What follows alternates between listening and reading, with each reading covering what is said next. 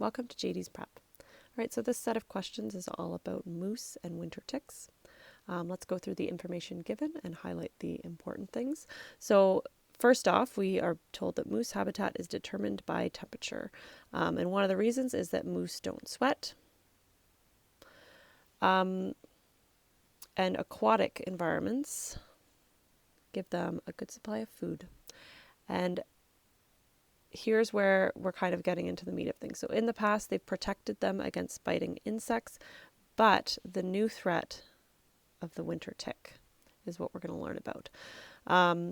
So these ticks can hold on through the winter, and they can end up killing the moose of exhaustion and weakness. Okay. So let's learn more about these ticks. So they're active during the dry days in the fall.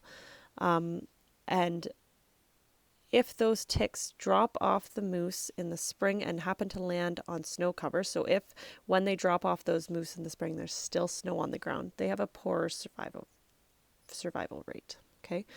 So climate change improves the conditions for the winter ticks because there's longer and warmer falls, which is when ticks are most active, and earlier snowmelt in the spring will help them not be landing on snow cover when they drop off the moose. Okay, so now we're going to look at surveys of the moose population in northeastern Minnesota between 2005 and 2013. All right, so our first ask is to mark an appropriate scale on the graph. Okay, we need to look at the information that we're given.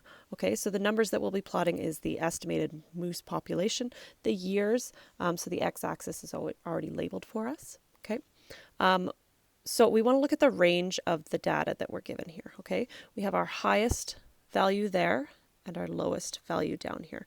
So essentially our range is about 2,500 to 9,000. Okay, I'm definitely rounding and choosing a range that kind of fits well with that. Possibly thinking about those using 500 as our scale. Okay, so this 2,500 to 9,000 gives us a total range of 6,500. We have 15 boxes on our y-axis to use for our scale. So if we go up by 500, that should work really well. So I'll just add that in now. All right, and there's our scale. Hopefully yours will look nicer than mine because you're not writing it on an iPad. Okay, so you can see that that scale works well. Remember that you want the data points to take up most of the space that you're given.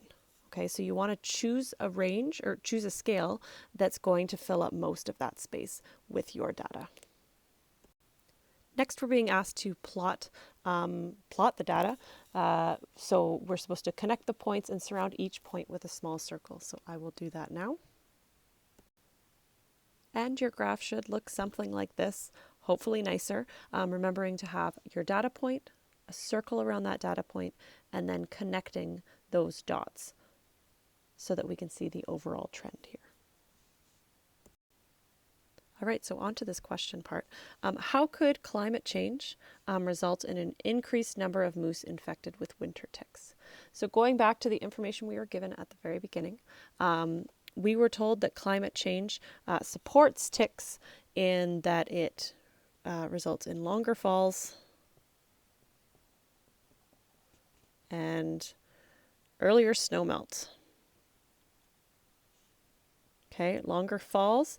Falls are when the ticks are most active, so that's going to result probably in an increased number of moose infested with ticks. And the earlier snowmelt means that when the ticks fall off in the spring, they won't be falling onto snow, or they're less likely to be falling onto snow, which again is helping the tick survival. More ticks means more infected moose. And lastly, increased yearly temperatures, average yearly temperatures in these regions could result in a disruption in homeostasis in these animals because. So we are looking for an answer that has to do with the information that we've been given. Okay, so In terms of the homeostasis of moose, we've been told that temperature is really important in terms of where a moose lives, because they do not sweat. And right here, moose will not be able to maintain an appropriate body temperature since they do not sweat.